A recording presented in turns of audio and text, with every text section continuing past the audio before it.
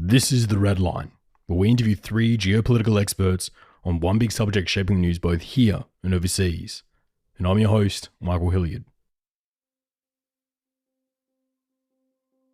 No country in the world seems to have such a cyclical cycle of power like Turkey does. And looking at their borders changing over the centuries reminds me of the tide coming in and going out. The Phrygians, from what today is Turkey, grew to be one of the most dominant countries in the ancient world before they were broken by the Persians. Byzantium, based in modern-day Istanbul, was once the cultural capital of the world, carrying the torch of the once great Roman Empire, before it too was broken. The Ottoman Empire once stretched from modern-day Austria to Morocco to Sudan to Azerbaijan to Ukraine, before centuries of decay and the First World War came in, putting a boot on the neck of a dying man. What emerged from the First World War will be pretty familiar to the modern-day analyst: the Turkish Republic, a nation geographically in Asia but culturally tying itself to Europe. And from the end of World War I to the beginning of the 21st century, Turkey played a far more minor role in global machinations for dominance than what it was probably used to. The Anatolian tide was out to sea. In recent years, though, the tide seems to be coming back, and Turkey is now reasserting itself once again as a regional power, trying to extend its influence in all directions and retread some of the old advancing paths their Ottoman ancestors would have. Turkish influence stretches from movies to culture, and they're now one of the region's major arms dealers, as well as suppliers of mercenaries for wars in the old Ottoman areas of interest like Libya and Somalia. They form the resource chains crucial to the economy of the Balkans, and they once again clash with the Greeks over the island of Cyprus. The coup de grace, though, was 2020, where we saw the major return of the Turks with their role in the battle for Nagorno-Karabakh. The Turks threw their weight behind their little brothers in Azerbaijan and dominated a conflict that had been frozen solid for almost 30 years. The Turks were back to being a regional power.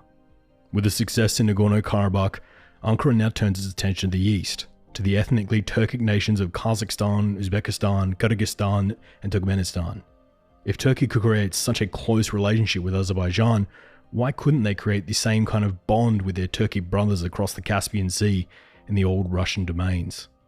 Can Turkey hope to build a beachhead in a region dominated by Russian influence and Chinese money? How far will the Turkish tide come in this time? Ankara is desperately trying to build itself up as a pillar in southern Europe and North Africa and the Middle East, whilst also trying to build themselves up as a pillar in Central Asia, all the while wondering if it's possible to achieve before the Turkish economy cracks and their gains head back out to sea. Can Turkey become the balance of power in Central Asia? Well, to talk about that, we turn to our first guest. Part 1. Ripping up the backyard. Well, Turkey obviously views Central Asia as an important area for projecting its geopolitical influence. Central Asia is part of the Turkish national myth. Turks came from Central Asia initially to what is now Western Asia, where modern-day Turkey is located. And particularly under Erdogan, there has been quite a bit of discussion about the wider Turkic world, where Turkey would obviously play a very big role. And the fact that out of 5 post-Soviet states in the Central Asia, majority are Turkic, and there's only one notable exception of Tajikistan, which is Persian-speaking. Turkey plays still a very big role trying to have this influence and to insert itself in the area where previously it was the Soviet and Russian sphere of influence, and now it's obviously more of a battleground between different competing powers from immediate neighborhood and further away. Alex Kokhtarov is a principal research analyst at IHS Markit, specializing in Russia, Ukraine, and the former Soviet states. He joins us today. Well, Russia, realistically entered the Central Asian space in the 19th century, when in the process of the 19th century, these lands were conquered in a series of military engagements by Russia. And this conquest continued into the early years of the Soviet Union. It took quite a while for the Soviet Union to establish full territorial control. and to stamp out the armed resistance which was present in parts of Central Asia.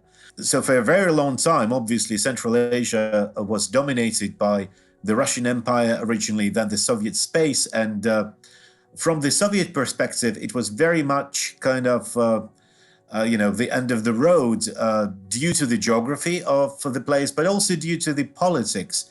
The Soviet Union traded with both East and West, but not so much with the South. And that's why the feeling of the backyard was shaped by the history and geography of the Soviet Central Asia. But once the Soviet Union broke up in 1991, it all changed and new routes have opened, and there are completely new geographies which are in the process of being created. Turkey's relationships with these Central Asian republics is anything but a monolith.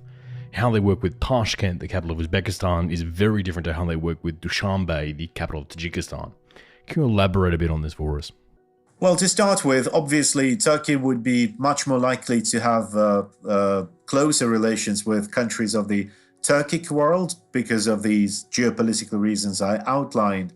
But also, these countries have significant natural resources, which include mineral resources in Kazakhstan, Uzbekistan, and Kyrgyzstan. Kazakhstan is a big player in the energy markets, and Kazakhstan is also a very big exporter of agricultural products. From the economic perspective, there is a lot of potential. It's very of significant interest for the Turkish businesses to have presence in these markets and to get a decent share of these markets as well.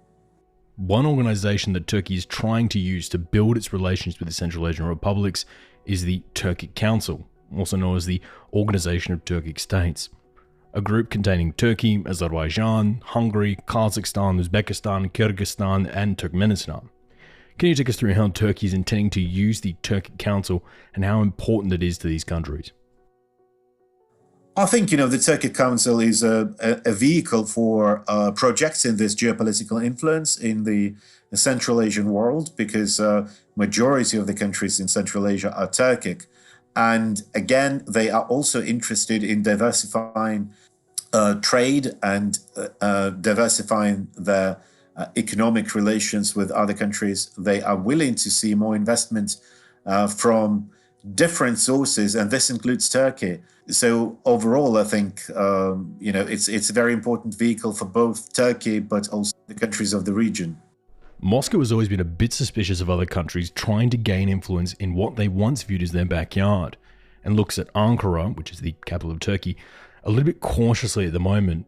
You see, this isn't the first time that Turkey has gained a major influence in a former Soviet state. Many people view Turkey's relationship with the former Soviet state of Azerbaijan as an almost big brother, little brother relationship these days. So how did Russia react to Turkey gaining such a foothold in a country that once directly took its orders from Moscow? I think Russia obviously is not too happy about emergence of other geopolitical players in the South Caucasus space, because overall it views the entire post-Soviet space as its area of privileged interest. But following the events in October and November 2020, Russia managed to insert itself on the ground with a small but still sizable peacekeeping force in the Nagorno-Karabakh area, where Russia now has military presence, allegedly for peacekeeping purposes, but it gives Russia a foot in the door and allows to exercise more influence in the region where Azerbaijan needs to talk to Russia on any issues relating to what's happening in the South Caucasus. When you travel to Central Asia, particularly in the case of Kazakhstan, you find a somewhat odd relationship between countries. When you talk with the average Kazakh citizen, most of them have friends and pretty good relations with the average Russian citizen. Whereas when it comes to China, the government and oligarchs have good relationships with Beijing, but there's quite a lot of xenophobia in certain Kazakh communities. Is this a similar dynamic when it comes to Turkey? Does Turkey have good relations with the average Kazakh citizen, or just with the government, or do they have good relations with both the government and the citizens inside these Central Asian republics? There is a presence of Central Asian worker migrants, including from Uzbekistan and Kazakhstan and Turkmenistan in Turkey. There is a presence of workers from Central Asian states in Turkey. It is likely to change due to the ongoing economic weaknesses in Turkey. And if, for instance, the lira, the Turkish lira, becomes less competitive and loses more value, it would make obviously Turkey less of a prospective market for worker migrants from places such as Uzbekistan, which has labor surplus and has been exporting its labor to other markets, including Russia.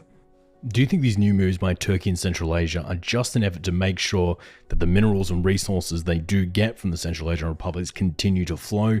Or is Turkey hoping to pitch itself as the balance of power in a region increasingly in competition between the Russians and the Chinese? Turkey's ambition under Erdogan is to play a significantly larger role than it previously played in, say, second half of the 20th century.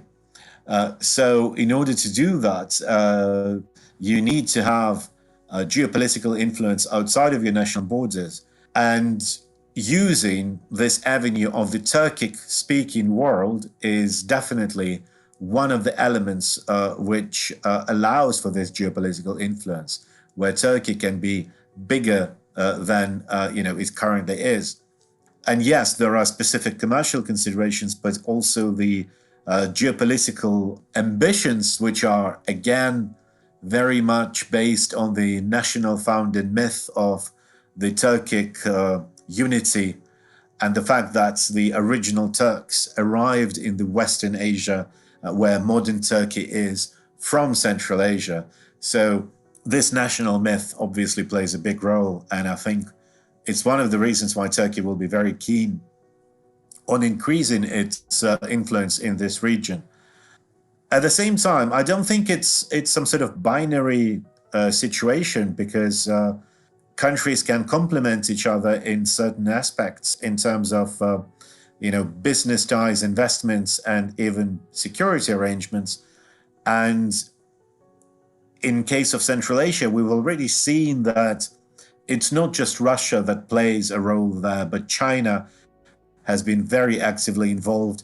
And also, to a degree, Iran had at least some presence. At least there was an attempt to build some presence in Tajikistan. It's a mixed picture, and you have all these different powers trying to insert themselves into the region and to offer opportunities for both developing bilateral political ties, but also economic opportunities. And I think it's going to remain like this, and we're going to see more of this geopolitical competition, where it's not going to be just China and Russia, but also Turkey, also the EU trying to offer something, and India as well.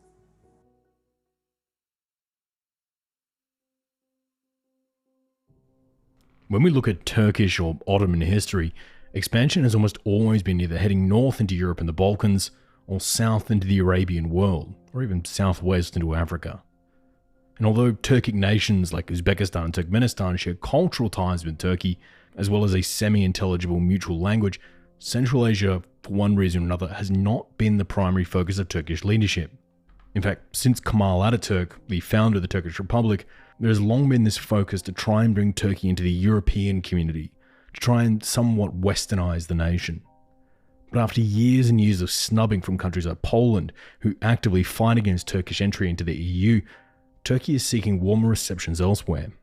What we see now is Turkey gaining a much more influential position, with Turkish-backed fighters in Libya, Somalia, Azerbaijan, and Syria. But at the same time, this is all happening whilst the Turkish lira, their currency, is currently in free fall. So will Turkey be able to weather the storm at home and rebuild some of the glory days of the Ottoman Empire? Or is Turkey simply overstretching itself and heading for disaster? Well, for that, we turn to our second guest. Part 2. A Turkish Delight. Turkey is looking within 360 degrees now. Early on in the Erdogan era, Turkey did try to shift the focus of its national security policy away from the old cliche of being a bridge between East and West, but firmly anchored in the West, to still a bridge between East and West, but now anchored more in the East. And I think subsequently, so during the course of the last, however many years, several years, Turkey has shifted to much more of a 360-degree view. So, and I know we'll talk about this in a moment, but with a strong focus on Africa, as well as on the Western Balkans, and now on the Black Sea and Russia, Ukraine. And a lot of this is driven by the desire to do business. A lot of it is driven by Turkey's self-image as a stabilizer or stabilizing force. And then today, a lot of this is driven by a nostalgic desire, I should say, to rekindle ties among the Turkic countries. So the push toward the East now is less ideological and less in the vein of neo-Ottomanism, which is, I think, an overused and now sort of an outdated cliche, and is more about Turkey developing its power, economic, political, and even military, technological, in a way that, again, is seen in Ankara as a stabilizing force that also is helping Turkey rise as a regional power. Of course, not as a global power, but as a regional power that enjoys global respect. Matthew Breiser is a senior fellow with the Atlantic Council and Eurasia Center, who's also the director for the International Center for Defense in Tallinn, as well as serving as Deputy Assistant Secretary of State for Europe and Eurasia, and the US co-chair for the Organization of Security and Cooperation in Europe's OSCE Minsk Group. Breiser was also the mediator for the Nagorno-Karabakh, Cyprus, South Ossetia and Abkhazia conflicts, and served in the White House as Director for European and Eurasian Affairs on the National Security Staff. On top of that, he was also the US Ambassador to Azerbaijan, and we're thrilled to have our good friend Matt back on the show today. In my time when I was working at the White House and at the State Department, a big part of my activities was trying to build support within Europe for Turkey's EU accession. And our European allies and friends would say, well, it's really none of your business because you're not part of the club, to which my colleagues and I would respond, but we have a vested interest in Europe, our core allies, providing an incentive for Turkey to pursue modernizing political and economic reform. And it's the possibility of becoming a member of the European Union that is the most powerful motivating force for Turkey to implement those reforms, which are good for Turkey first and foremost, but those reforms are good for all of Turkey's allies because it makes Turkey a more stable and more potent partner. But that option has clearly been off the table since 2007 or so, when it was really the Greek Cypriots who started pushing for the EU to close various chapters that had been open in Turkey's accession process, or chapters of the EU Accords Communautaires. So the various chapters that any country that aspires to EU accession must go through in terms of reforming it or adjusting its domestic legislation to conform to that of the European Union. That's off the table. And we'll remember, about this time, in the first decade of the 2000s, the great French leader, Valéry Giscard d'Estaing, he made the point that, the European Union is fundamentally a Christian club. And that statement was directed at Turkey. So the Greek Cypriots have been in the lead in making it impossible for Turkey to make progress and its EU accession. But the French have been right there, kind of hiding behind the Greek Cypriots all the way through, and Germany as well. Remember back again during this period around 2006, 2007, then Chancellor Angela Merkel made the point that Turkey should become a privileged partner of the European Union, without ever really defining what that means. But for your average Turkish person, and certainly for Turkish politicians, this is a grave insult and a disappointment, and it's painful. Because what it's saying to them is, Giscard d'Estaing was right. The EU is a Christian club, and we're never going to join because of Islamophobia. I think a counter-argument that Germany would use and Merkel would use is it's not about being Islamophobic. It's not the fact that Turkey is a Muslim-majority country that prompts Germany to oppose its membership, but it's instead that Turkey's so big. And if it became a member, it would enjoy such an outsized role in decision making and on issues that now, in hindsight, Germans might say, and French would certainly say, on issues where Turkey and European countries' interests often diverge, like in the Eastern Mediterranean. But going back to your question, ultimately, whatever the European Union member states' justifications are for their policy of not wanting Turkey ever to enter the EU, despite the rhetoric to the contrary, the Turks feel hurt. And so, yes, they felt they had no choice but to turn east, but also to look south to Africa. And I think, Turkey was going to look toward Africa anyway, regardless of whether its EU accession was on track, simply because of the fact that the business opportunities are enormous in Africa.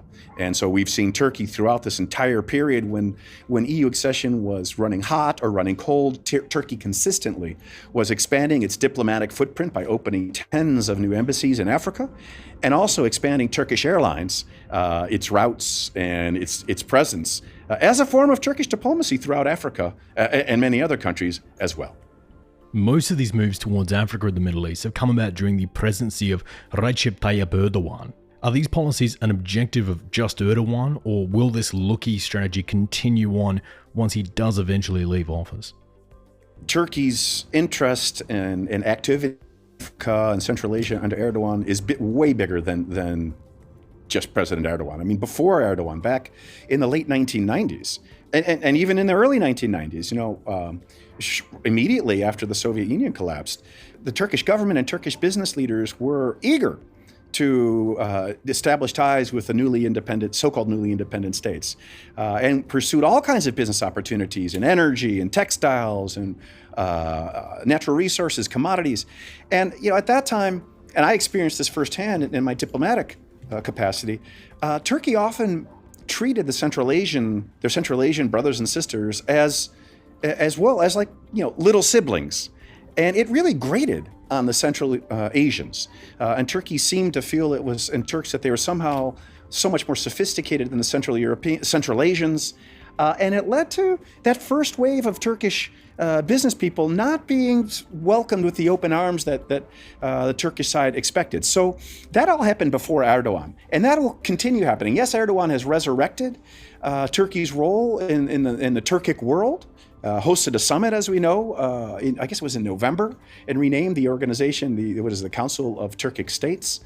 But that's an enduring Turkish interest in wanting to rekindle Turkey's centuries-old and millennia-old ties with Turkic brethren, who, after all, originally come from actually east of Central Asia, come from what is Russia's Altai region and Mongolia. When it comes to Africa, while the push into Africa is new under Erdogan, now I sense here, as somebody who's active in Turkish business circles as well as my foreign affairs analysis, the opportunities to do business across all of Africa are so big that business people who have nothing to do with Erdogan's ruling AKP party are quite active. A lot of activity in North Africa on the energy side, especially in Algeria. In Libya, when things quiet down, there'll be a big Turkish presence again, but also in sub-Saharan Africa, in Sudan, in Sudan, which is not sub-Saharan Africa, but also in sub-Saharan Africa, Nigeria, all throughout Africa, Erdogan-affiliated Turkish business people are getting quite active. Moscow is never particularly chuffed when other countries seek to gain influence in the former Soviet Union states, particularly when the country trying to do it as a member of NATO.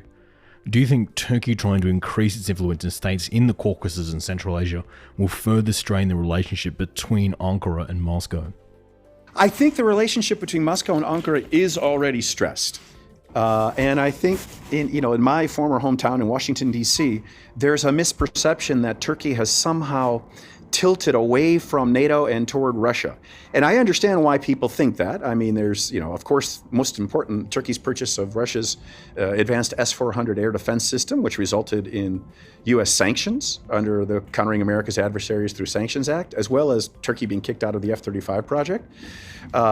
Turkey also has been one of the three co-chairs of the so-called Astana process, the other two co-chairs being Russia and Iran, with regard to pursuing a political settlement in Syria. And Erdogan has met many times with Putin. However, in Ukraine, Turkey and Russia are facing serious differences, with Turkey condemning the annexation of Crimea, and with Turkey and Ukraine developing a vibrant cooperative relationship on military technologies, which focuses on Turkish drones, but as well on stealth naval vessels that Turkey is building. And then the two countries are agreeing to build a military aircraft jet engine together. But we also see severe Turkish tension in Syria, where a couple of years ago in the northwest Syria's Idlib province, Turkey took on Russian military forces and killed a fair number of them when the Russian forces and Assad's forces attacked Idlib and attacked civilians in Idlib, as they're doing right now, and I would argue committing war crimes. And during that previous attack, this was in late February of 2020, 35 or so Turkish troops were killed by a Russian air assault. And Ankara responded with a highly sophisticated drone strike combined with standoff artillery, as I said, that ended up killing some Russian soldiers and destroying a huge amount of Assad's armor. Then again, a few months later, in May of 2020, it was Turkish drones again that played a critical role in stopping the military offensive by the eastern Libyan warlord al-Haftar, together with Russian mercenaries of the Wagner group. So there's a lot of tension between Russia and Turkey. So in Central Asia, I think if Turkey tries to play a muscular role on the security side, yes, that the tension between Turkey and Russia will be even higher. But so far, Turkey hasn't shown much interest in playing such a security role east of Azerbaijan. In Azerbaijan, of course, Turkey has emerged since a year ago, since the 44-day war between Azerbaijan and Armenia, as a critical player. I mean, for the first time in 100 years, there are Turkish troops on the ground in Azerbaijan. And Turkey's political support and military technical support was essential to Azerbaijan's breathtakingly quick, precise, and decisive victory over Armenia. I mean, the next place where Turkey has expressed such an interest is, of course, in Qatar, and then in Afghanistan as well, when it comes to keeping Hamid Karzai International Airport open.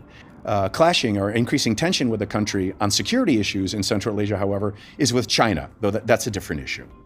Now, for a bit of backstory for this question here, last April, a small conflict broke out in Central Asia between the Turkic nation of Kyrgyzstan and the semi-Persian nation of Tajikistan in the Batken region of Kyrgyzstan, right there in the south. As we've talked about a few times on the show now, the borders of many of these Central Asian republics are a complete casserole of nonsense, with areas like the Soch enclave being populated by ethnic Tajiks inside Kyrgyzstan's borders, but technically belonging to Uzbekistan. In this border conflict between Kyrgyzstan and Tajikistan, over 50 people were killed in the clashes, and a ceasefire was eventually called, but the tensions and reasons for the conflict are still remaining. Now that things have begun to settle down, we are seeing Turkey getting more involved in this region, selling a decent number of Iskandia drones to the Kyrgyz, as well as supplying military advisors to the country, the results of which seem to be emboldening the Kyrgyz in the border areas. With just 3 weeks ago, Kyrgyzstan renaming the ethnically Tajik town of Islana Torazakov, changing the name to honor the first ethnic Kyrgyz head of the Kyrgyz Communist Party, a direct jab at Tajikistan. Seeing as Turkey is selling drones and military advisors to Kyrgyzstan at the moment, do you think Turkey is looking to get involved in the Batken conflict the next time it flares up, in much the same way they got involved in the Nagorno-Karabakh conflict in Armenia and Azerbaijan last year? And thank you for raising that, because I did overlook that factor when I said that Turkey hasn't shown a lot of security interest in Central Asia. That's a critical factor. And in the case of Ukraine, a few weeks ago, President Putin, actually in early December, he called President Erdogan and complained that Turkish drones were being used by the Ukrainian forces, and one had destroyed, in fact, a Russian howitzer in eastern Ukraine. So if Turkish drones end up playing a significant role in a conflict, God forbid, between Kyrgyzstan and Tajikistan, that'll create some tension with Russia. It will. But I don't sense that Turkey has anywhere near the ambition to support the Kyrgyzstani government, as in the case of Azerbaijan, because we always have remember that the slogan that describes Azerbaijani-Turkish relations, in their own words, is one nation and two states. So Azerbaijan is really special for Turkey. I mean, besides Cyprus or Northern Cyprus, there's no country that's as significant, I think. And I'm not saying Northern Cyprus is a country. I'm not saying it is or it isn't. But there's no external region that's more important to Turkey than Azerbaijan besides Northern Cyprus. And when it comes to Turkey supplying drones to a country that's friendly with Russia, that becomes a combatant. Well, that's, as you said, that's exactly what Turkey did with Azerbaijan. And the outcome of all that is not that Russia and Turkey had a serious clash, but instead that Turkey was able to negotiate with Russia a Turkish peacekeeping presence on the ground in Azerbaijan that provides eyes and ears for NATO on the significantly larger Russian peacekeeping force in Azerbaijan. So what I'm saying is, despite Turkey's decisive military help to Azerbaijan against Armenia's client, Russia's client, which is Armenia, Turkey and Russia are still finding a way to keep their relations more or less on track, despite the growing tension with regard to Ukraine and the Black Sea. Well, staying on the Russia angle for a bit, Turkey has been very supportive of Islamic governments like the Muslim Brotherhood. So if Turkey were to support Islamic movements in majority Islamic areas in Russia, like Chechnya or Dagestan, how do you think Russia would respond to that? If Turkey were to do what you just said, I think Russia would react very negatively and aggressively. But Turkey never would. First of all, the element of political Islam in the Erdogan political system, if I may put it that way, is soft.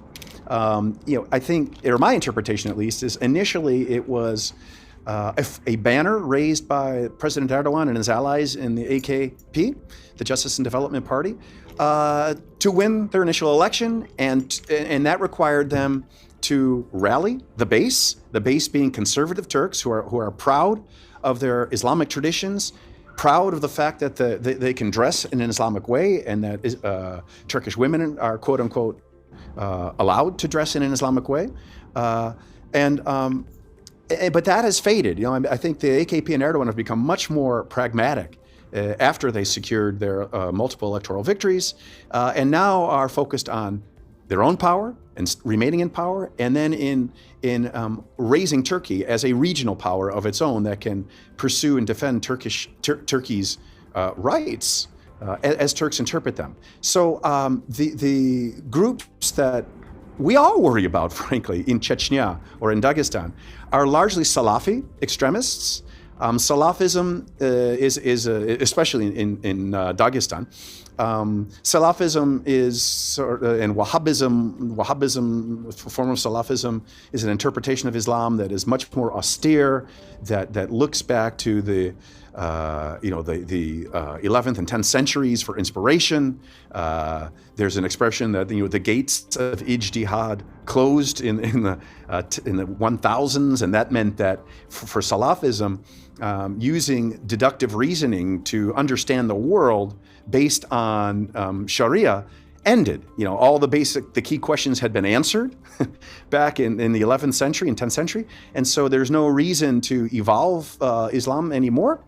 And so you get a much more austere version of Islam than in Turkey, which is where the interpretation of Islam is that, of course, democracy and Islam are compatible, as are modernity and Islam. And Islam needs to keep evolving together with the world. So Erdogan's interpretation of Islam would never want to see what the Kadyrovs, although his father was not a Salafi, but the extremism of Chechnya or of Dagestan, much of which is supported from Saudi Arabia, that is very much against the Turkish traditions of Islam and Erdogan's as well. And we've seen over the last few years that there's been a significant degree of tension between Turkey on the one hand, and then Saudi Arabia and UAE and Egypt on the other hand, because Turkey is supportive, the Turkish government is supportive of the Muslim Brotherhood, which again follows a different form of Islam, I would argue, than the Chechens or the Dagestanis, though there are some elements of Salafism.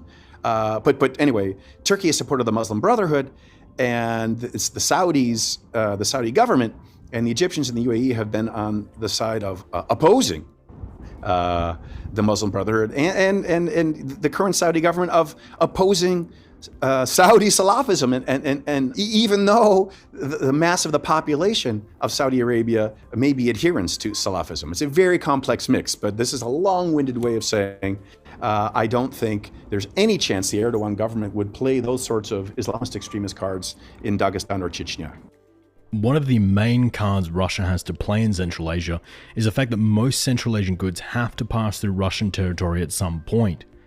If you're Uzbekistan, for the sake of the argument, you can't easily send your goods to the world market in almost any direction. If you send them south, Turkmenistan has very tight borders, and even then if you get through that, you go into Iran, which is currently under sanctions. You'll struggle to send your stuff through Afghanistan at this point due to a lack of rail and road infrastructure. And even if you're going into the Chinese markets, it often requires going into Russia to avoid the majority of the Tian Shan Mountains and use the far more accessible Russian rail lines. If these Central Asian nations could build better routes, though, across the Caspian Sea to the west, into Azerbaijan, into Turkey, and then into Europe, that could solve the direction dilemma that these countries like Uzbekistan face. Do you think Turkey's in a position to build itself up to become the bridge between Central Asia and the European and Middle Eastern markets, especially when it comes to projects like the Trans-Caspian Pipeline, which would connect the immense gas fields of Turkmenistan to the Turkish-European gas pipelines by just adding around 30 kilometers of additional pipeline? Yeah, I was really active back in the late 90s in the U.S. efforts to help Turkmenistan and Azerbaijan and Turkey and Georgia develop the Trans-Caspian Pipeline. And at that time, Russia was doing everything possible it could to block it, ranging from ridiculous threats about environmental damage that the natural gas pipeline would cause. And I say ridiculous because the environmental damage to the Caspian Sea has been done by oil pipelines that rupture and pollute, and those were all Russian projects. So to say that a natural gas pipeline is going to damage the marine environment of the Caspian is ridiculous. Nonetheless, Russia used the threats of environmental degradation and how a pipeline could damage the habitat of the Caspian seal, along with outright threats to the leadership of Turkmenistan. I mean, physical threats. I mean, I heard the threats myself from the previous Turkmenistani president that Russian leadership threatens that if the Turkmenistani gas goes west, that could be very harmful to his health and to the stability of Turkmenistan. So that was a long time ago. That was 20 plus years ago. Russia still is not in favor of such a pipeline, but its opposition is less strong. In recent years, there's been a convention concluded by all the Caspian littoral states that tries to resolve the maritime boundary issues. Russia, in that agreement, does reserve the right to make arguments against the Trans-Caspian Pipeline.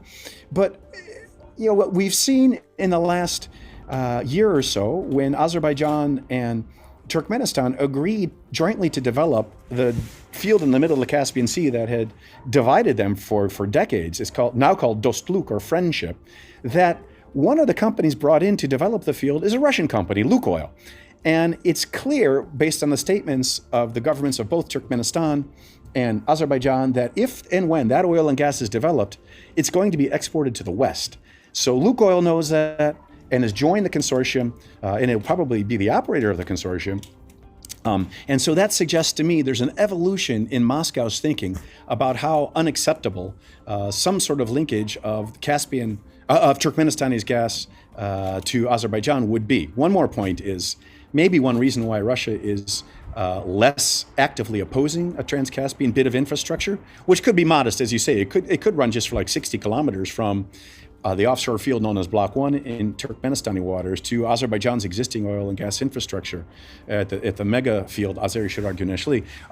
Russia is maybe less opposed to that, because it's on very weak legal ground now to oppose it, based upon this agreement among the littoral states a couple of years ago, August 2020, to demarcate their borders, but also because in November, Turkmenistan, Iran, and Azerbaijan reached an agreement, which is now operational, to move Turkmenistani gas to Iran and then swap an equivalent volume of Iranian gas to Azerbaijan. So Turkmenistani gas is now moving from Turkmenistan to Azerbaijan, and there's really nothing Russia can do to stop that, other than political or military threats, which clearly Russia has decided not to make anymore. All of this, though, is coming about during a period of financial crisis in Turkey, with the strength of the Turkish lira crashing dramatically. Can Turkey still hope to be as influential in their foreign policy with a fracturing economy on the home front? Yeah, so the lira is the worst performing emerging market currency in the world. And in a phrase, or in a sentence, the lira is doing so poorly because both Turkish citizens and then international investors have lost confidence in the Turkish lira's value. That sounds like a circular argument, but the value of a currency is so closely tied to what people's expectations are of its strength. And so President Erdogan has come to be seen outside of Turkey as following a highly unorthodox economic theory, which is that to control inflation, you need to decrease interest rates. Orthodox economic theory says the opposite, as we all know, right? If you want to decrease inflation, you need to raise interest rates. But if you keep decreasing interest rates, well, you're undermining the value of your currency locally. We don't need to go into the economic reasoning for that, but that's conventional economic theory. And so President Erdogan, I think he sincerely believes, based on his own experience in business running a food processing company, he believes that as interest rates go up, for individual Turkish businesses, getting loans is more difficult, especially if you're getting loans from abroad. And so businesses can't grow. And so the economy is weaker. You have to import more products. So prices go up. So you have inflation.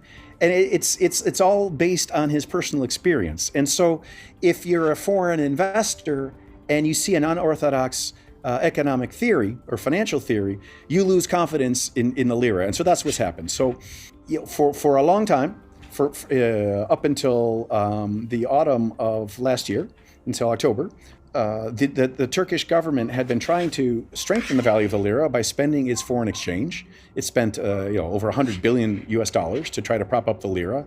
But that didn't work because I think international financiers and financial analysts had a sense that the Turkish central bank was not being able to operate independently, but was coming under severe political pressure, again, to keep interest rates low.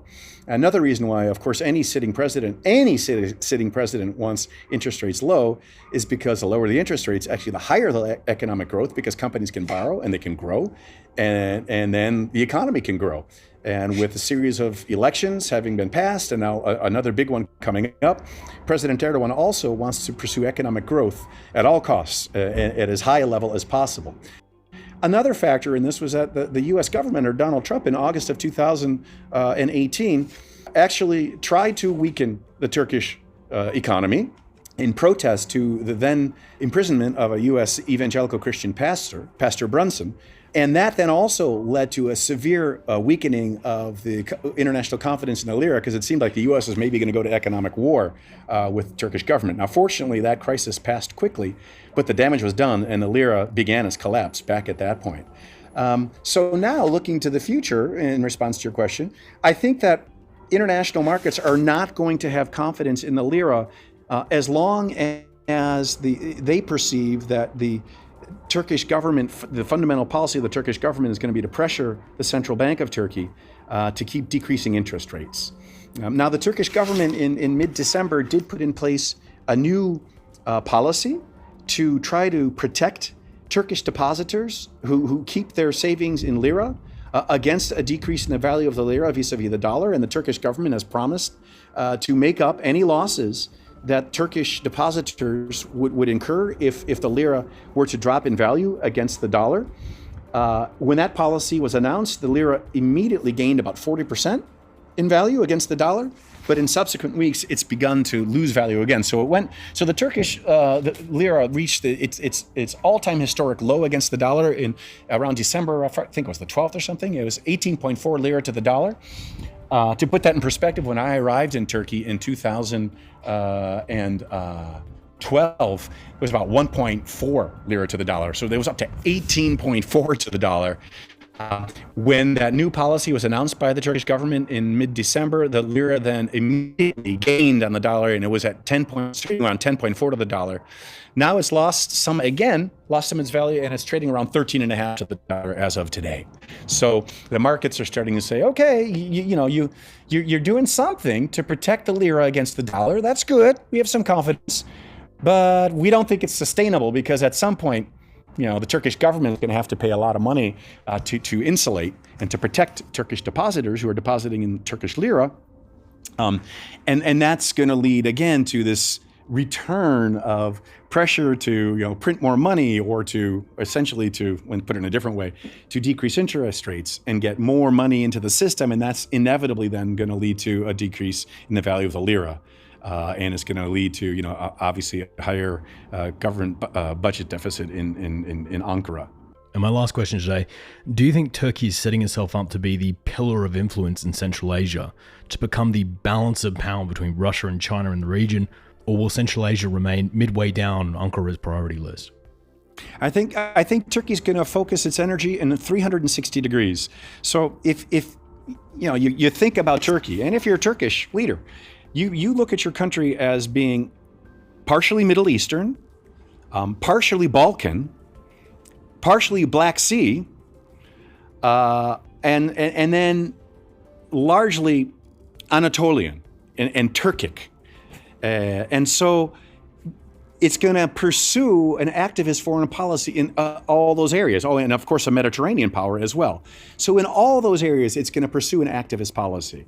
And it wants to be a leader in all those regions. Now, I say activist. Turkey would say defensive, but also opportunistic. If you're Greek, you're saying Turkey's being aggressive and violating international law in the Mediterranean. If you're Turkey, you say, no, we're not. We don't agree with Greece's interpretation of international law, and we believe Greece has unfairly allocated an exclusive economic zone to itself that is way too big. If you look at the way conventionally people draw exclusive economic zones. So Turkey's going to be very active in the Mediterranean, but it's going to be very active in the Black Sea as well, not only because of Russia-Ukraine tensions, but also because Turkey's discovered a lot of natural gas and is going to start producing it in the Black Sea. Central Asia will remain, however, important to Turkey for sort of nostalgic and ethnic reasons. Again, I mentioned that Turkey thinks of itself as an Anatolian and a Turkic country. And the Turks originally come from Central Asia and the areas between Mongolia and the Altai region of Russia. So Central Asia will remain sort of generally kind of vaguely significant in the Turkic psyche and the Turkic mindset. But I don't see Turkey looking for some sort of a power grab in Central Asia where it gets involved and gets in the middle of China and Russia duking it out. I think Turkey will want the Turkic states of Central Asia to prosper. So that includes, and the Turkic states, as you said, doesn't include Tajikistan, but includes Kyrgyzstan, Kazakhstan, Turkmenistan, Uzbekistan, and Uzbekistan. Wants to see them prosper, wants to see them feeling closer and closer to Turkey in every way, emotionally, yes, politically. There could be some security cooperation, but I think that'll be minor, but certainly economically. Turkey would like to see energy flows and investment flows in the investment going in two directions, the energy flowing toward Turkey, but not with Turkey being dominant, but with Turkey being respected and being seen in Central Asia, at least as important as Russia and as China for the Central Asian states. One of Russia's most influential programs for the Central Asian region is its work visa policies for Central Asians who want to work inside Russia. Many, particularly Tajik and Kyrgyz citizens, see the low wages in their own country and decide to instead send a member of the family to travel to Russia and work as a street cleaner or a labourer for a period of time, with the money the person makes being sent home to the Tajik families being much more than that man could have ever hoped to make in his own country. This practice has become so widespread in the region that around 30% of the Kyrgyz and Tajik economy is now made up of remittance money coming back into the country, which sends a message to the halls of government in these countries that to go against Russia risks Russia changing the visa rules overnight and gutting a third of their economy with the swipe of a pen. With the success Moscow has had with this program, will Turkey look to achieve the same thing? And how does Turkey interact with the Central Asians already working inside their borders today? Well, for that, we turn to our third guest. Part 3. With friends like these. Central Asia is an important region geopolitically in the world between China and Russia, 5 distinct countries that emerged from the former Soviet Union in the early 1990s. From a human rights perspective, it's a country where there are 5 authoritarian governments, which have been through different phases over the last 30 years, but essentially have retained an authoritarian form of government in which human rights play a very limited role, where ordinary people's rights are not really respected. People being jailed for politically motivated reasons, lack of rights for women and girls, domestic violence. Issues around these sorts of things are very prominent in Central Asia. Economically, it's a varied landscape. Kazakhstan is by far the strongest economy in the region, with large oil and gas reserves, huge uranium deposits. On the other hand, Uzbekistan is the largest country by population, with over 30 million people. And Uzbekistan's gone through a significant political change since 2016, since a new president came to power, President Mirziyoyev. Tajikistan and Kyrgyzstan are much poorer and smaller. Kyrgyzstan has a record of being more open to political change, in a sense. There's been a whole range of different governments in Kyrgyzstan over the years. Civil society organizations have a bit more of a footing, a little bit more independent media in that country, and it's been more politically unstable in that sense. Tajikistan has had a very traditional authoritarian leader ever since becoming independent. And Turkmenistan is the other country, the outlier really, one of the most authoritarian and closed countries in the world, perhaps on a par with North Korea. Hugh Williamson is the Director for Europe and Central Asia for Human Rights Watch, as well as a fantastic journalist focusing on human rights issues around the globe for a long time now. He joins us today. I mean, we tend not to compare too much between countries, but one can say that in Kyrgyzstan, there has been more opportunities, let's say, for people to express their rights, demonstrating on the streets or expressing their views in public, in the media or online on social media. A parliament which over the years has varied, but there's been some element of parliamentary democracy in Kyrgyzstan, even though the elites is still controlled in a few hands and the government is overall authoritarian. There's been some efforts to promote a parliamentary democracy, which ended or was highly curtailed following political changes in 2020. Certainly, on those levels, then Kyrgyzstan stands out somewhat within the region. So how does Turkey view human rights in its relationships with these Central Asian republics? Is it more toward the EU stance, who tend to want to see you at least making some progress toward human rights? Or is it more like China and Russia, who are purely focused on business when it comes to these sort of issues? Certainly in the current era, I'm sure that human rights does not play any role at all in bilateral relations between Turkey and any of the 5 states, or indeed at a regional level through the Organization of Turkic States that's been recently renamed just last year. Perhaps in the past, in earlier phases of Turkish development of Turkish foreign policy, there may have been some focus on human rights issues. I mean, Turkey's gone through huge changes in the last couple of decades as well. But certainly in this phase, Turkey's much more in the camp of Russia and China. One of the big issues unfolding between Turkey and Central Asia at the moment is the ongoing question around Turkmen protesters. We did an entire piece on Turkmenistan a while ago, and if you want to learn more about Turkmenistan and how we got here, you can check that piece out for a full analysis.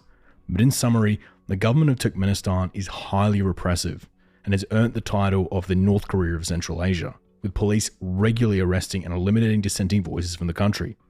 Many Turkmen protesters who are lucky enough to flee the country end up in the relative safety of Turkey. Once in Turkey, some of these protesters begin actively protesting to get the international community's attention in the relative safety of the Turkish streets. Turkey for years has allowed these protests to occur, but recently there's been a change in policy, and now Turkey is cracking down on Turkmen protesters, and in some cases, deporting them back to Turkmenistan, where they will almost certainly face dire punishment. So why has this change in Turkish policy come about, and what fate currently awaits Turkmen protesters trying to get the attention of the international community in Turkey? We're really concerned about this development. I'm pleased you raised it. As you say, there are, according to official figures, about 120,000 Turkmen citizens in Turkey. Unofficial estimates put it at 1 million or more. So it's a huge diaspora of mostly migrant workers doing low-paid, low-skilled jobs in a whole variety of sectors in Turkey. And a small group of those are political activists or human rights activists who are concerned about what's going on at home, concerned about the fate of their relatives. I mean, these are migrant workers who send money back to their relatives in many cases, in most cases. They're concerned, and they've become activists in Turkey. Many have lived in Turkey for some time. They've mounted small protests, they've run online chat groups, they've been part of unofficial diaspora opposition parties. Recently, I mean, since the middle of last year, middle of 2021, particularly in the autumn, in September and October, there's been a clampdown on these activities. I mean, one aspect is that many Turkmen in Turkey, their passports have expired because Turkmenistan refuses to allow their citizens to renew their passports at embassies or consulates. They have to go back to Turkmenistan to do so. This is a form of control on the part of the Turkmen authorities. So many Turkmen citizens live in a sort of legal limbo a little bit in Turkey they have a residency permit, but they haven't got a valid passport. And for many years, Turkey lived with that, and the Migration Service was relatively tolerant and liberal on this issue. But they've started clamping down on that more. Several Turkmen citizens were detained, and there were threats of them to be deported. We reported in October last year, Human Rights Watch reported that the Turkish authorities had drawn up a list of 25 Turkmen activists who were planned to be deported. Several of them turned up in prison. Yeah, as we see this was clear evidence of Turkmen government putting pressure on Turkish authorities to clamp down on these opposition activities. Turkmenistan is intolerant entirely of opposition activities in Turkey, but also tries to clamp down on it outside in Turkmenistan, but clamps down on it outside Turkmenistan as well. And it appears that perhaps for geopolitical reasons, Turkey is a little bit more open now to this pressure from Turkmenistan to act on Turkmenistan's part. This could well be because of ambitions to play a more central role among countries with Turkic linguistic roots. As we know, that the Organization of Turkic States, that organization was renamed and created, as it were, in November last year. And we see a connection between this clampdown on Turkmen activists and the holding of this summit. Well, one point I would add is that there are also reports of Turkmen citizens who are very loyal to the government in Turkmenistan also being active in Turkey and harassing the political activists or the human rights activists who go on protests, who run online chat forums, and so on. And also raising threats to their relatives back in Turkmenistan.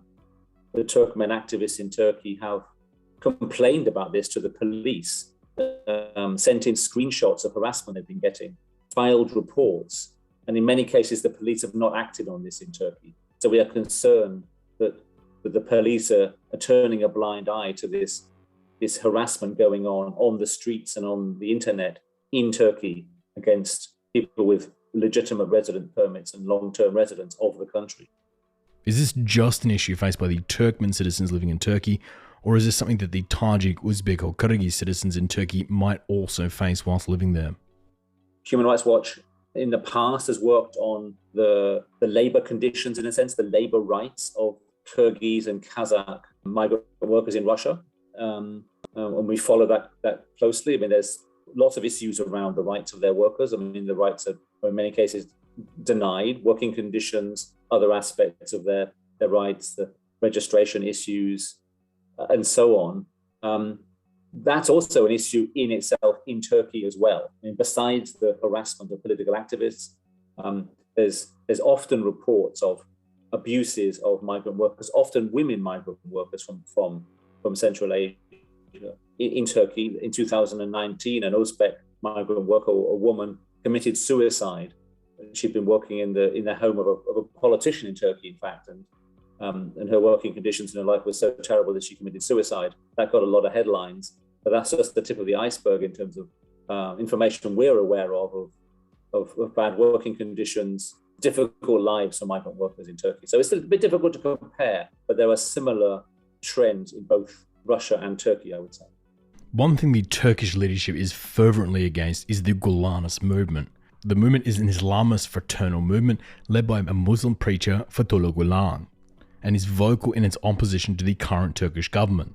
Turkey is putting large pressure on these Central Asian republics to first close down all of their Gulenist schools in their countries, and even possibly designated the Gulenists as terrorists the same way Pakistan has done recently. How successful do you think Turkey will be in getting these Central Asian republics to close down their Gulenist school and abandon any work of the movement? It's difficult to tell, but it's certainly increased pressure from Turkey to act against these movements. I mean, the case last summer, 2021, in Kyrgyzstan, of Orhan Inandy is an important one. He's a 53-year-old Turkish Kyrgyz national who ran a whole series of schools aligned with the Gulenist movement in Kyrgyzstan and was kidnapped, basically, we believe, by Kyrgyz and Turkish authorities, by intelligence officers, 31st of May, and then turned up in Turkey in early July and was paraded on video by President himself, President Erdogan, as being one of the leaders of the Gulenist movement, which of course since 2016 in Turkey has been labeled a terrorist organization. So this was a very brazen move by Turkey to extend its efforts to round up alleged Gulenists and bring them back with forced extraditions, bring them back to Turkey. It's been doing this in other parts of the world for several years now. By the way, the UN, specialist groups within the UN, has made statements and raised concern about this process. It violates Turkey's international human rights commitments. But this move with Mr. Inandy was the first time that's really happened in Central Asia, and that's deeply worrying because these schools and these movements continue to play an important part in Central Asian society. And as long as they continue to get permission from the authorities, they should be able to continue to do that. And of course, somebody like Mr. Inandy, who's also a Kyrgyz citizen, should have the rights to live normally and peacefully in Kyrgyzstan. What is the human rights situation going to be like in Central Asia going forward? 2 weeks ago, we saw huge protests in Kazakhstan and a pretty heavy-handed response from the Kazakh government. We've seen a stepping back of some human rights under Kyrgyz strongman president Sergei Toparov. We've seen Uzbekistan with some incredibly toxic rhetoric in its recent elections, and Tajikistan is currently cracking down on everything from beards to Palmari nationalism. Do you think the human rights situation in Central Asia is going to improve or get worse over the next few years? I'm relatively pessimistic on that front. For instance, there was some modest optimism about what was happening in Uzbekistan, but now the human rights reforms have largely stalled or even reversed. It's really unclear what's going to happen in Kazakhstan now. Courageous protesters went on the streets, but now the government is being very repressive towards those who protested, 10,000 people, the current count of those in detention, and so on. So it's a bleak picture for Central Asia on a human rights front. Of course, one should recognize there are activists in all of these countries who are doing their best to stand up for human rights. So we should not lose hope. And Human Rights Watch works hard with these people to protect human rights.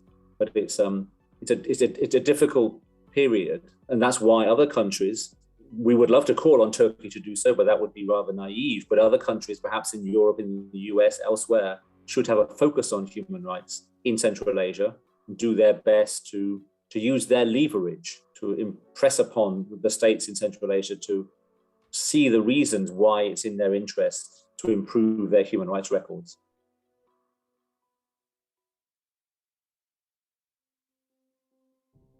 We've done several pieces here at the show discussing the current tussle between Russia and China in the Central Asian region. Taken of countries like Kazakhstan, where the culture, movies and tourism is dominated by Russian influence, but where China is the largest investor in the country and has major influence over many of the Kazakh elites. As we've seen in many cases across Central Asia, China has no trouble winning the economic fronts, but kind of struggles with the cultural ones. That seems to be Russia's area of influence. It's why you can go to most of the Central Asian republics and the lingua franca would be Russian, not Mandarin. But now we're starting to see a new wave of Central Asian nationalism, and in some aspects, mild de-Russification. Again, mild for now, but every trend starts somewhere, and Turkey might be seeing an opening to insert themselves into. to capitalize on the Turkic heritage and gain control on some of the cultural footholds Russia may lose. Could this make Turkey the balance of power to counter China in the aspect that China struggles in? Well, for that, we turn to our final guest. Part 4. The Balance of Power.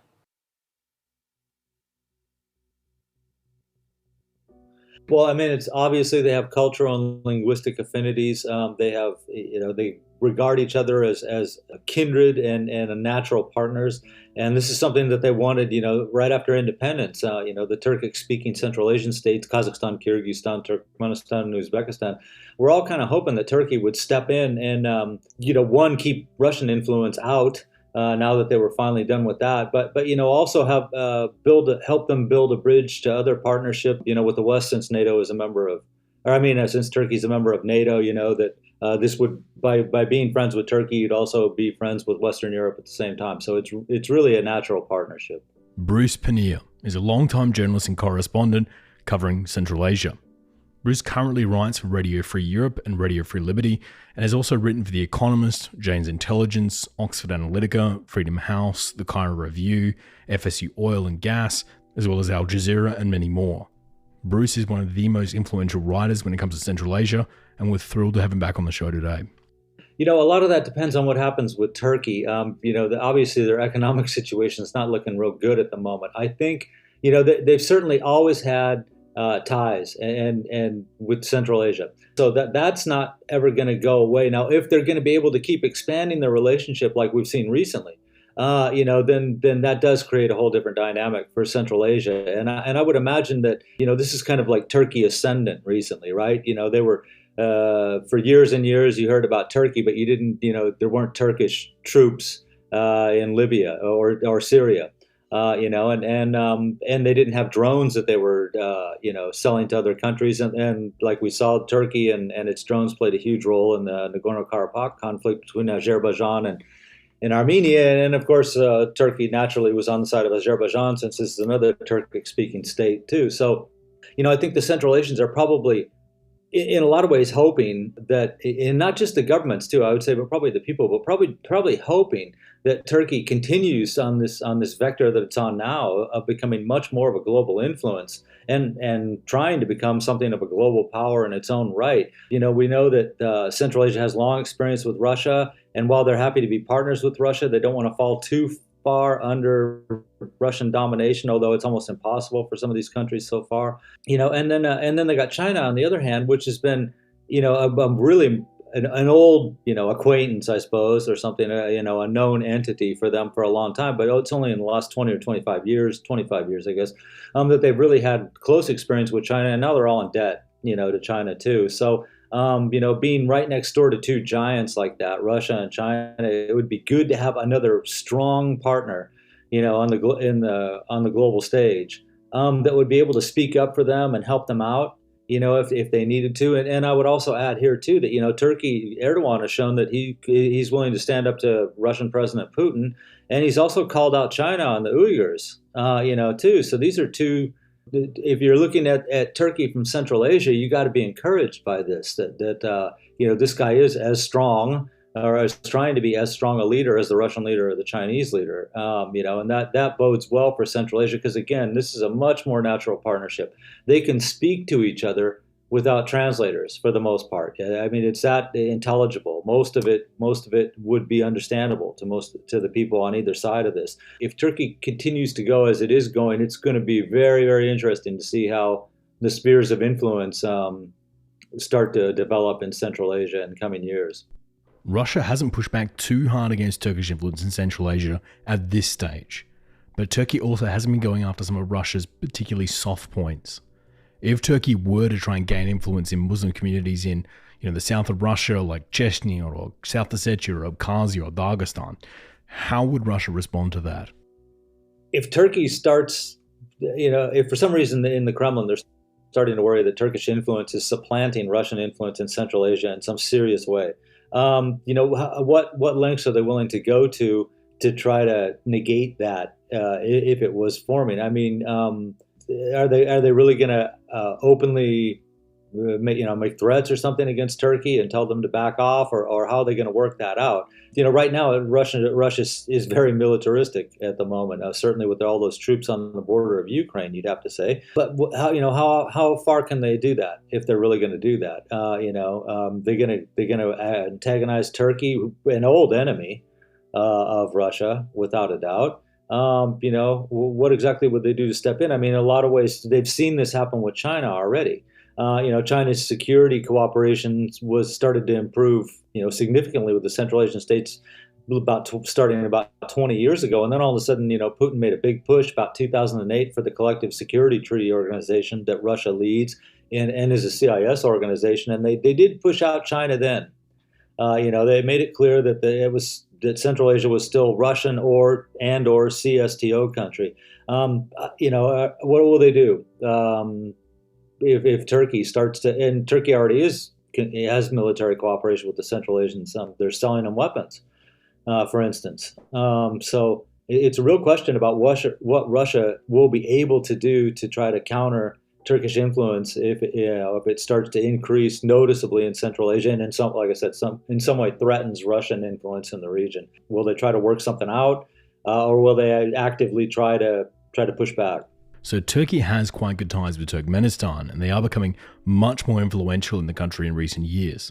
If Turkmenistan President Gurbanguly Berdimuhamedov wants to have a sudden and fatal heart attack, do you think Turkey has the influence there to help put an even more pro-Turkish candidate on the throne, or is it more likely to just go to his son and business will continue as usual? Well, that's a good question.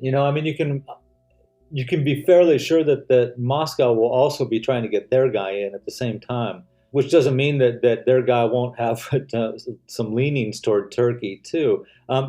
This is another example of why it's good. If Turkey is ascendant, as I suggested they are, and in fact increasingly have more say in global affairs. For Turkmenistan, who's been trying to get this Trans-Caspian natural gas pipeline over to Azerbaijan, I mean, this would be a great moment for them to try to get that going and have get Turkey on their side, which would be very easy because that gas pipeline is supposed to ultimately connect to a Turkish gas pipeline, TANAP, and run all the way through Turkey. So, this is an example of where strong Turkish Turkmen ties would really benefit Turkmenistan in a time when Turkey is considered something of a global power in its own right.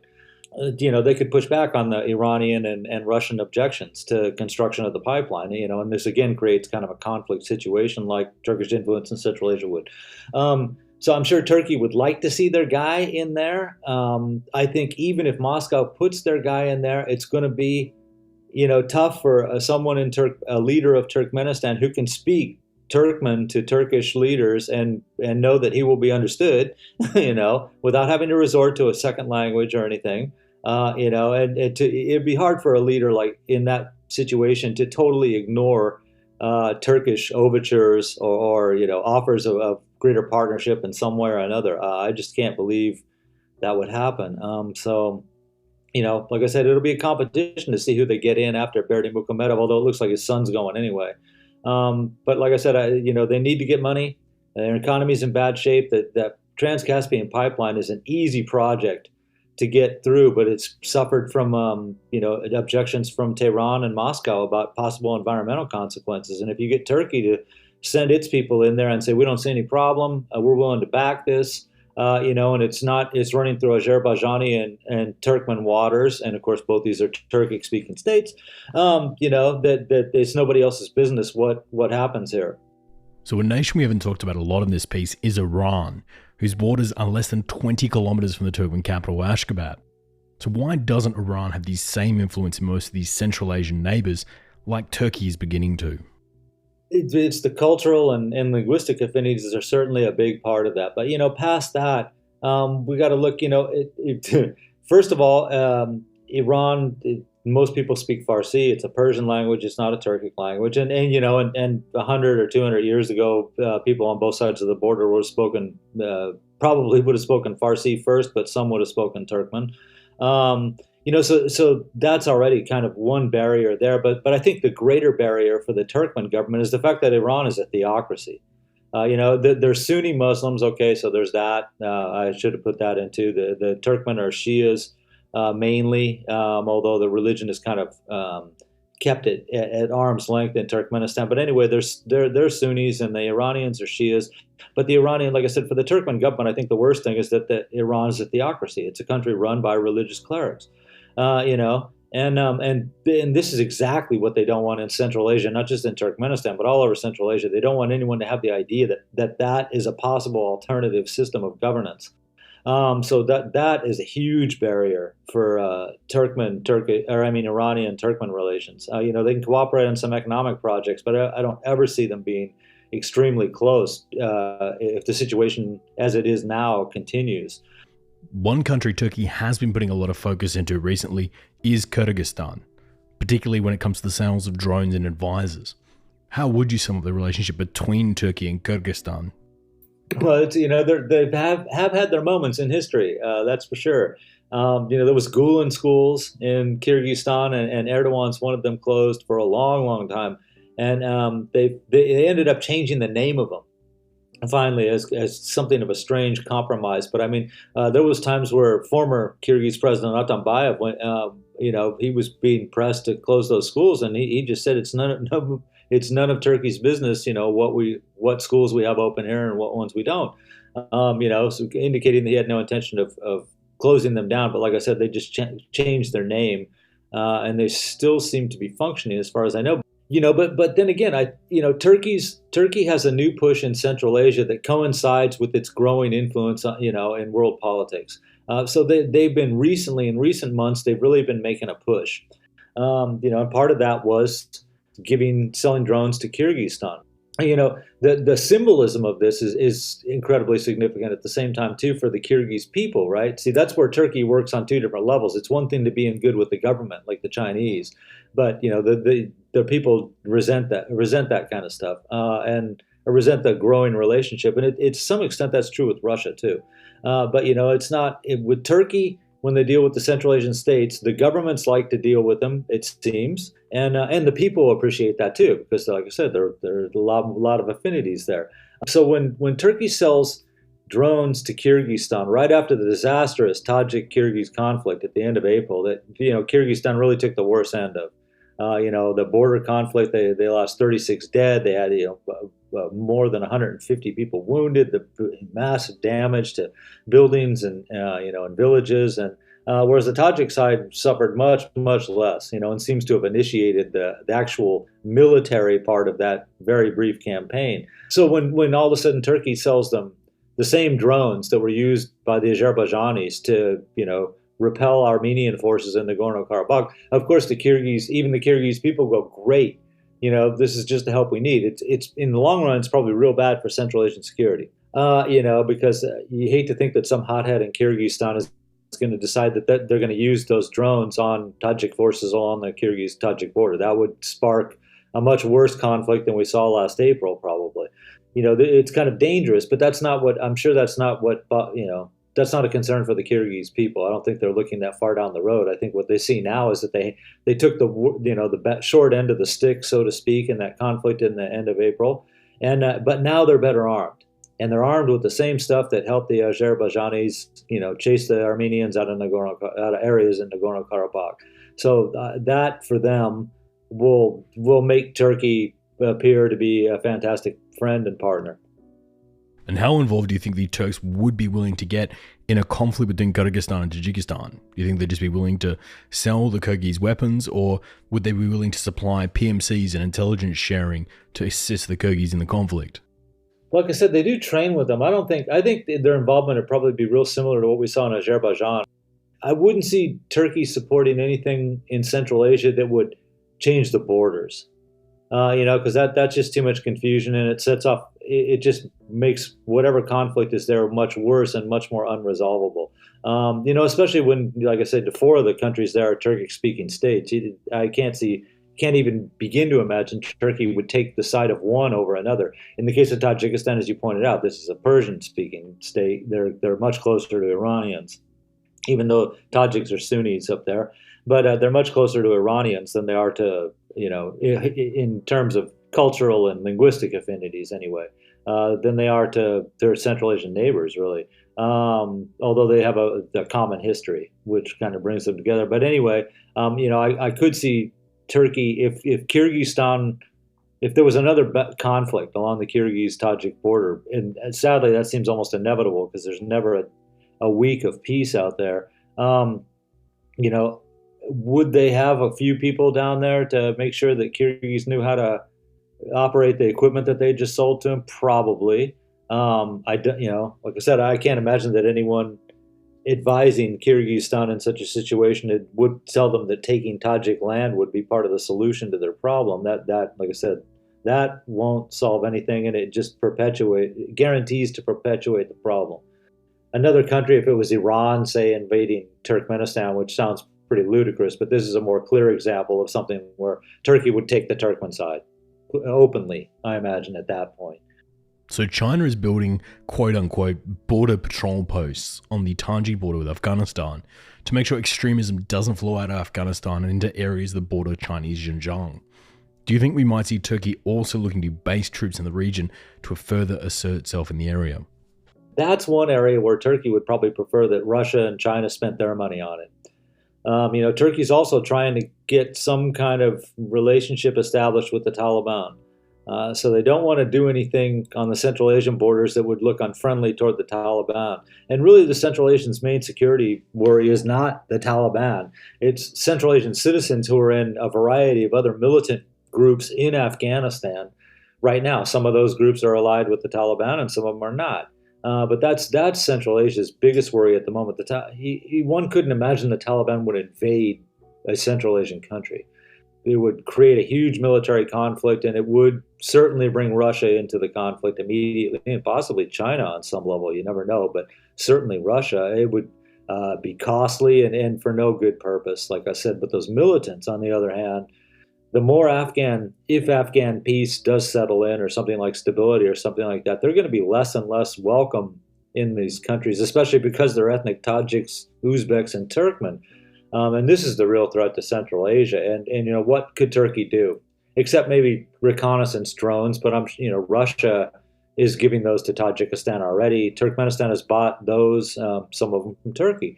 What could Turkey do at this point? And like I said, if there is some big military problems or a problem with terrorism or something like that, Russia is the one that's promised to help take care of this. Why would Turkey spend their money on that when Russia has committed to doing just that? So Russia has the recent historical and language influences. China has the money that they can chuck at the region. So how could Turkey ever hope to really compete against these two giants for influence over Central Asia? The Russian influence in that region is going to be there for a while. Like I said, the big advantage Turkey has is it's more like, the Russians are foreigners to the Central Asians. There's no doubt about it. Even with the long history and stuff, the fact was, they regard themselves as being Russian colonies. So the Russians are foreigners. The Turks are cousins. So they're going to look at them different. It's going to be interesting to see how both Russia and Turkey develop. If Russia became weaker and Turkey became stronger, then you could see Turkey moving in on Central Asia. China's going to be, I think, Chinese influence, it's only my opinion, but I think Chinese influence will probably be diminishing in the coming years. They already have a huge influence, and they will for a while, because Central Asians owe them, in some cases, so much money they can't pay them back, anytime soon at all. And so China's always going to have an influence. They've shown they're the only ones that are willing to spend really large amounts of money in Central Asia. But the thing is, they've spent all the really large amounts of money in Central Asia that they're going to, because everything that they wanted built with Central Asia is built. Almost all of it anyway. The oil pipelines, the gas pipelines, the roads and railways that connect Central Asia to China. Most of that was built even before Belt and Road was a stated project of the Chinese government. I always said that what they did in Central Asia in between 2000 and 2011, 12 was the blueprint for Belt and Road, because they saw all of a sudden what could happen if you expanded these networks, infrastructure networks. The Chinese influence, just because people are getting real wary of that, and also even the governments, certainly in Kyrgyzstan and Tajikistan and Turkmenistan for that fact, have seen what happens when you run up a huge debt, and that you can't, it's going to be really hard for you to pay off and get out from under for a long, long time. So they're kind of souring on that whole, on being really, really too close to China. So I think while Turkey might not be able to spend as much money as China has in Central Asia, ever won't be able to spend as much money as China has. The fact is that China is spending less money in Central Asia now, and probably soon won't have to spend very much at all. It seemed to me that their policy now, having built all these major projects that they wanted to, is every year, they select another project which costs $100 or $200 million in Central Asia, which is a lot for most of the Central Asian countries, but is nothing for the Chinese government, just to keep the Central Asians hooked and show them, it's kind of like buying off loyalty or something. Actually, at that point, so they can fund these projects that no one else can, that are only good for the Central Asian countries, themselves. Small hydropower projects, thermal power plant projects, new roads, whatever, something like that. And no one else is going to fund that money. But it's not that multi-billion-dollar gas pipeline projects, and oil pipeline projects and railways and stuff that they've spent in the past. So that's going down. And Turkey won't have to spend a huge amount of money to keep pace with China, because China won't be spending as much money in Central Asia. And again, if the Turks come and build something, people will probably remember that and like them more for that. Whereas when the Chinese build something in Central Asia, even when people remember that the Chinese are the ones that built that, they don't feel like very appreciative. At least the ones I've run into, and that's over a pretty wide area over in many years.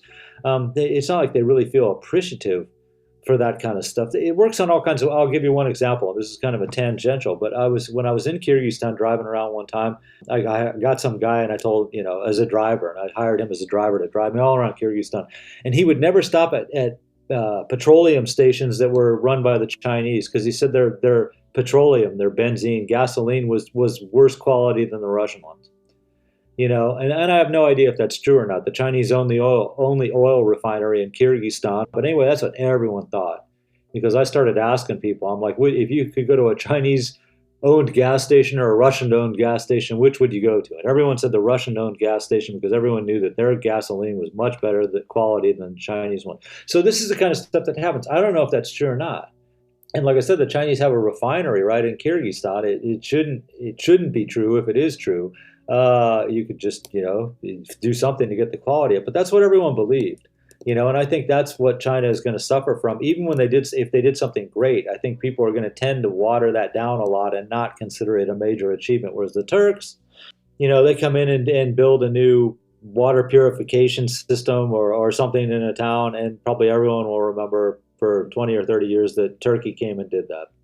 So do you think the Turks are going to gain or lose influence in Central Asia over the next 10 years? Barring a major collapse of the Turkish government and its resurrection into some other form, I think Turkey has now shown over the course of 30 years they have a stated policy of improving relations with Turkic-speaking states, and that means 4 of the Central Asian states, and they never forgot that. And it's something that they want, and it's something that the Central Asians want too. So it just is only a matter of how much Turkey will be able to expand its influence in Central Asia. Do they have the finances to do that, or whatever other resources are at their disposal to do that? But like I said, it seems that both sides have signaled already that they really want a closer partnership, and the Central Asians would greatly appreciate having they're balancing between Russia and China. Like I said, now they would love to have a third strong power involved in the region that they could also, it helps them, to balance out things. If there's something Moscow and Beijing don't like, then it would be nice to have a strong Turkey in there so that Ankara could say, we're what the Central Asians are doing is right. It's none of your business because all these countries are sovereign states, and leave them alone.